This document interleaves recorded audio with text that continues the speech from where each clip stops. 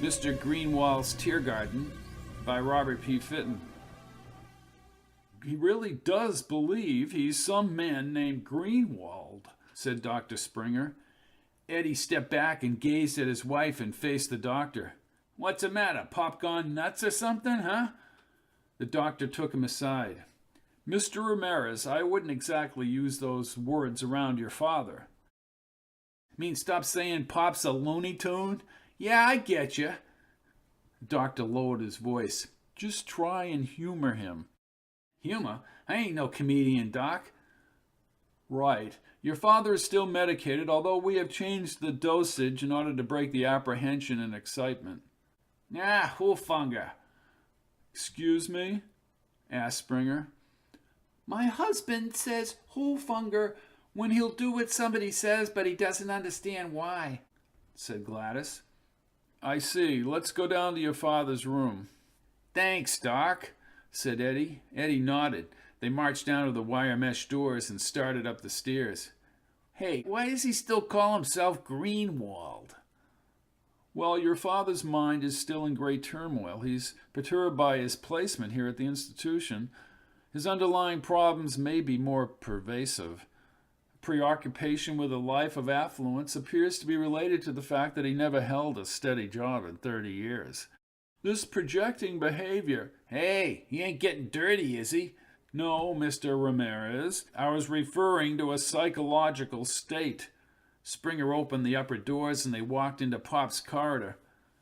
I believe he's trying to place blame in his life on certain irreconcilable factors and dispositions, and his reference to this man named Jackson leaves me baffled. Well, we ain't never heard of no Jackson. Eddie saw Pop at the end of the corridor, and he was hunched over in his red flannel robe and adjusted his black-framed glasses as he turned. Just try and tone down your conversation with him, said Springer. Hey, he's using that color crap in his hair again, Gladys. Eddie walked toward his father. Hey, Pop! Ah, the return of the prodigal son and his wife. Hey, Pop! Giants game starts in a half an hour. Maybe you don't give a shit about football anymore either. The Giants are really not my problem. Yeah, right, said Eddie, sniffing the air. This place always smells like piss. Nature of the beast. Huh, beast? Not important. How are you, Edward? I'm not bad, Pop. Not bad at all. He looked into his father's wide brown eyes. They giving you them shots? Dr. Springer's use of the mood-alterating drugs is tempering my hostility for sure. I am fully cognizant of this inexorable situation and take full responsibility for starting this sequence. I really don't know what happened to Jackson. I keep calling him. Hey, Pop, who the hell is Jackson? The man I contracted with, Edward. The man who assured me I could control this reality. Pop looked up at the ceiling. Did you hear that, Jackson? Eddie studied the ceiling, but only saw peeling paint and water stains. Hey, Pop, come on, there ain't no Jackson. Pop produced a huge smile. Oh, I know it's impossible for you to understand who I am. Yeah, you're Frank Ramirez. No, I am Sidney B. Greenwald, and I own a fashion clothing store based in Wilmington, Delaware. I am quite wealthy, or was. Wealthy? You ain't never been wealthy. Eddie saw Springer and Gladys over his shoulder. Ha, this is all bullshit. You never owned a damn thing in your life. Pop nodded and looked out the window. I don't expect you to understand. I understand, yeah. That you made up this stupid story so you could stay in here no charge. Eddie, you don't realize Jackson's power. Eddie looked at Gladys. Let's just watch the blipping game. We're getting nowhere with this Jackson bullshit. Pop's lying like a bastard. Pop slowly turned and his face tightened as he spoke. I told Jackson I was bored when he came into my office suite. He promised me a virtual world. Guess we all have to live within our worlds, prefabricated or real. Eddie rolled his eyes and pointed at Springer. Hey, we're out of here. Springer nodded. Gladys pulled her pocketbook over her shoulder as they stepped into the corridor, but Pop's voice trailed out of the room. I really am Sidney B. Greenwald. Greenwald sat alone in the sanitarium and watched the heavy storm clouds advance across the bay as the rain pelted the outside terraces. Car taillights moved like figures on a computer game across the suspension bridge as the trees bent in the wind. Well, Jackson, this isn't a private hell. I don't know what is. It all happens the same as the real world. Wet, cold, rain. I can feel the coolness. I can sense the moisture. The same physical laws. The same human behavior right down to the hatred in Edward's eyes. My God, it is reality. A young man's shadowy figure caught his eye, and a closer inspection revealed a scrawny kid, loose Johnny hanging from his bones, and his dry hair scattered on his oversized head. He slouched along the wall, and when he made eye contact with Greenwald, every interaction seemed to represent an incalculable infraction. Greenwald stood and tightened his plaid robe. My name is Greenwald, Sidney B. The boy turned his head. Don't hit me. I wasn't eavesdropping. I heard you talking. I was just rambling to myself, feeling sorry for my condition in life. What's your name, son? The young man, still refraining from eye contact, inched his way up the plaster wall until he stood upright. His soft blue eyes seemed yearning for affection. I am so sorry. Greenwald looked up. Jackson, suffering exists here. Did he buy your Tiergarten too? We're all suffering, all of us. Who is Jackson? Greenwald smiled. He slowly reached out and held the boy's hand. Indeed, who is Jackson? Is Jackson God? Greenwald shook his head. He motioned the boy over to the orange vinyl couch. Greenwald leaned closer once they sat. Jackson sold me a bill of goods. You bought something from Jackson? Yes, I did. My name is Joseph. How long have you been here, Joseph? He shook his head and scanned the room. I don't know. Can we leave here? I don't think so. Not until we die, anyway. Joseph moved his fingers around Greenwald's wrist and looked at his plastic identification bracelet. Greenwald had the nurses put the proper name in the tag. Sidney. You can call me Sidney. Joseph smiled. Sidney! They both turned as the frizzy orange-haired Flora, face dabbed with makeup and lips ruby red, strutted into the solarium. Miss Hollywood, Greenwald grinned. She is. A little unshaved bald man, Johnny opened back, moved inside. He bounced around the room, bent over and raised his brows, pretending he smoked a cigar. Joseph gasped. Baldback! You don't mind guests, do you, Joseph? No, Sidney. Gather round, my good friends. I'm a star from the land of make-believe, said Miss Hollywood. Joseph's eyes opened and he turned to Greenwald as Baldback nuzzled against Miss Hollywood's blue nightgown. Then why don't you make believe that you're kissing me? Come away with me, my dear Flora. Disgusting little rat, isn't he? Baldback kissed her hand. My lovely little flower. Then he turned to Greenwald and Joseph. Venus flytrap. Greenwald smiled and squeezed Joseph's wrist. What are you in for anyways, Mr. Greenwald? Asked Miss Hollywood. In this prison, I refuse to accept life. Huh? Being Frank Ramirez, that's who they say I am. You need to find a way out. May I suggest a slingshot? A little quick, but it will work, said Baldback. Greenwald sighed and crossed his legs. I'm afraid there is no way out. Then kill yourself, cried Miss Hollywood. More patients, some in wheelchairs, trickled into the room. Some people think that that's the way to go. How you gonna do it? Asked Miss Hollywood. Greenwald stood and walked amongst them. No, that shall not be my course. Miss Hollywood fluttered her black, thick eyelashes. You can't be both Ramirez and Greenwald. I am Greenwald, and I've had a grand life. He peered at the people in the hallway and motioned them inside. My brother and I opened a clothing store 25 years ago. Sold only the best. We expanded gradually. Last year we had 55 stores. If you're so smart, what are you doing in here? asked the large man, stuffed in a soft cushioned chair.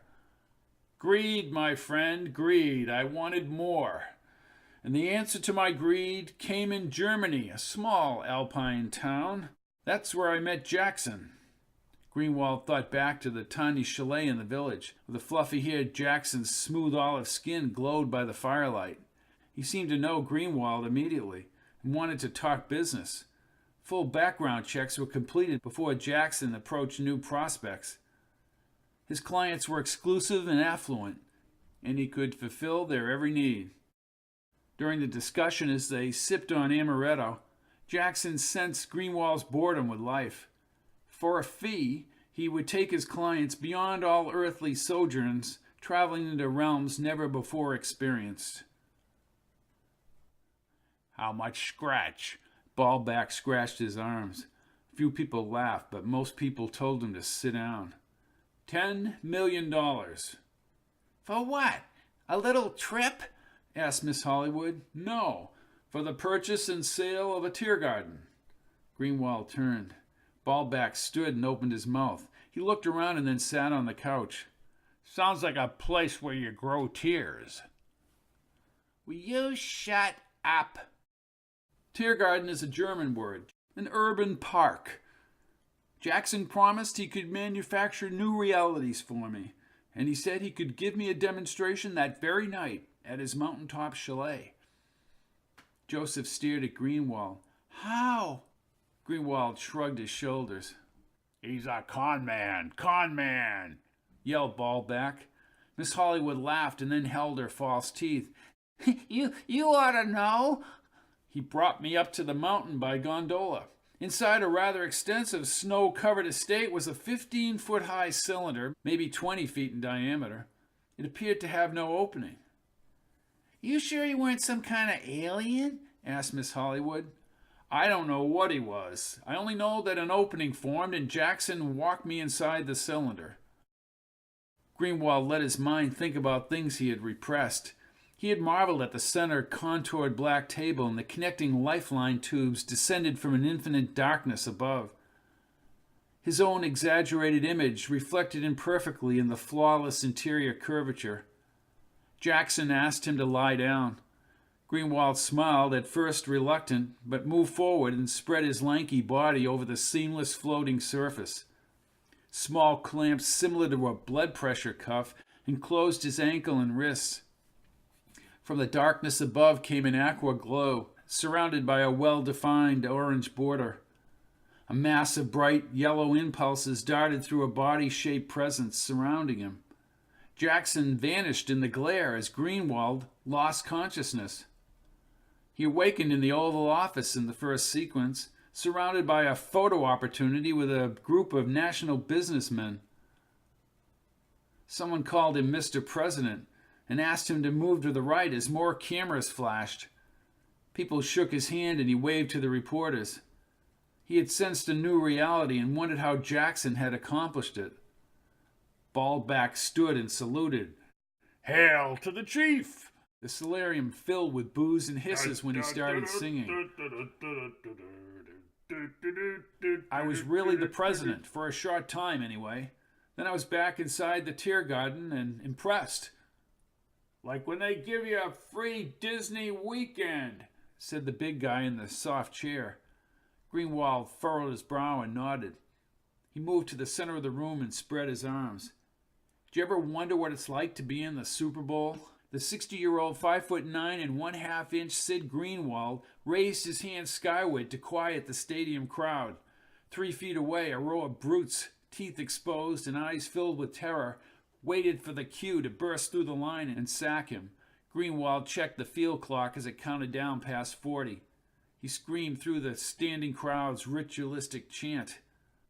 35, 22, 16, hike! Greenwald rolled to his left. The defensive secondary swarmed over his receivers. Even the flats were covered. One of the guerrillas on the line burst through with his hands pawing. Greenwald faked and dodged the lineman. More linemen broke through, but one of his guys neared the end zone and broke away from the defensive back. He cocked his arm and in the bright sun aimed and threw as hard as he could. but he only saw the ball spiral away for a few seconds as they bashed him into the ground. Under the weighty pile, the crowd noise grew louder as the players rolled onto the artificial turf. Greenwald, unscathed, crawled out on his belly and jumped up and down as his teammates rushed him. Then he leaped into the air. The clock had run out, and they had won by 3 points. The camera lights hit his eyes as he ran down the ramp. Sid Greenwald. Sid, great game, Sid. We're here with quarterback Sid Greenwald, who captured it all on Super Bowl Sunday. Greenwald sat in the chair near the solarium sofa. Oh, what a bullshitter, said Ballback. You must think we're all nuts to believe that one, Sid. You are nuts, said Miss Hollywood. That's why you're in this joint. As she laughed, the group shouted, "More! More!" Greenwald stood and the room became silent. He spoke in a low, serious tone. "I've been everywhere. I've done everything. I've walked on the moon with the astronauts. I've traveled to distant stars and galaxies, to ancient Rome, Greece, and the Pharaohs, the great battles of history. I've raided towns as a pirate on the Black Skull, sailed the South Pacific with Magellan, and discovered the New World with Columbus. I've seen genius and the world's great achievements, all and everything." "Yeah, well, where is Jackson and why are you here?" asked Miss Hollywood. Greenwald saw Springer in the doorway with 3 other psychiatrists. He stood and took a few steps forward. "Yes, why am I here, Doctor?" "I don't have any answers for you." "Am I to be trapped forever, or is this a mere passing fancy?" Greenwald, all eyes upon him, moved like a cripple, taking his first steps. "I am here against my will. The only escape can be death. Death does not discriminate." "Well, the answer is life," said Springer. "This is a wondrous Tiergarten." He turned to his friend, and tears formed. "We are cursed to spend our days here. What hope do we have?" Greenwald slowly collapsed, and his red flannel bathrobe spread over his slippers on the cold tile floor. The tears flowed freely now. He heard nurses move everyone out of the room, and he covered his face in his bony hands. Jackson clearly had deceived him, or he was gone. They lifted him under the arms, but he assured the nurses he could walk on his own. He left the solarium and entered the dimly lit institution corridor. Springer moved forward and put his hand on Greenwald's shoulder. "Sleep soundly in your Tiergarten, Mr. Greenwald." Greenwald nodded and tightened his robe, and then he stood upright. "Thank you, Doctor. I will." Springer muttered something to the other doctors as the nurses followed Greenwald. He rounded the corner and faced the corridor to his room. When he saw the rain hit the corner window, a marvelous compunction grabbed him. He spun as if he were playing football again, and took the nurses off guard as he bolted for the solarium. They chased him along the glossy floor. Springer, his back to the solarium, chatted with the other 3 men as Greenwald raced by. Miss Hollywood and Ballback cheered him from the sofa. Greenwald collided with the solarium doors and burst into the chilling rain. He slipped in the dark and slid across the slick grass, but scrambled to his feet. Heavy sheets of rain whipped against his face as he sprinted toward the distant chain-link fence near the towering incandescent light poles. He neared the silver fence as the institution's lights blazed brightly across the grounds, and he grasped the wet chain-link metal. Like a monkey, he climbed through the fog and up toward the barbed wire. Over his shoulder, he saw an army of nurses and orderlies sweeping across the rain-soaked lawn. He gripped each rigid link, moved higher into the night and closer to the barbed wire. An indistinct voice cracked through a megaphone as his slipper dropped, and he lifted his bare foot onto the thin chain link. He ripped his fingers along the barbed wire, but missed the next link and lost his hold. The air zipped by as the barbed wire barrier disappeared into the mist, and the rain hit like bullets. He tumbled into the darkness, weightless and alone, taken and tossed into a pit of nothingness. A single spark pervaded the blackness, intensifying and forming into an aqua phosphorescence bordered with vermilion light. Slowly dissipating, the field dampened and the cuffs loosened around his body. He sat up and stared at his convoluted form reflected along the Tiergarten wall. "Jackson?" Greenwald felt the cool air at his back. He stood, legs unsteady, and braced himself against the couch as he gazed toward the flickering gray light outside the Tiergarten that overlooked a darkened valley oozing with red magnavolt. The cooler air pinched his skin as he shuffled onto a gravel rock cliff. Dense, ever-moving, billowing black clouds swarmed across the sky. Alternating green and magenta flashes capped the last vestige of a brilliant blue horizon. His fragile body shook the cold. He cupped his hands and shouted, but no sound came forth. Breathing wildly, he clutched the Tiergarten opening and backed inside. The blue horizon's glow disappeared as he swung himself onto the couch, and the cuffs encircled his extremities. He looked upward into the darkness as the heightened fields appeared and floated like feathers over his body. Someone nudged him. He looked up at Ballback's beady eyes. "He ain't dead." Springer appeared with the nurses. "Are you all right, Mr. Greenwald?" "I think so." He sat up and removed the cold cloth from his forehead. Miss Hollywood gawked from the sulfur. You fell right off the barbed wire. Greenwald smiled and then laughed. "I understand. I do understand." Springer squatted. "What do you understand?" Springer turned. Joseph tiptoed across the solarian and stopped near the couch. His glossy blue eyes were fixed on Greenwald. He gulped and waited a few moments before his shaky voice echoed around the solarian.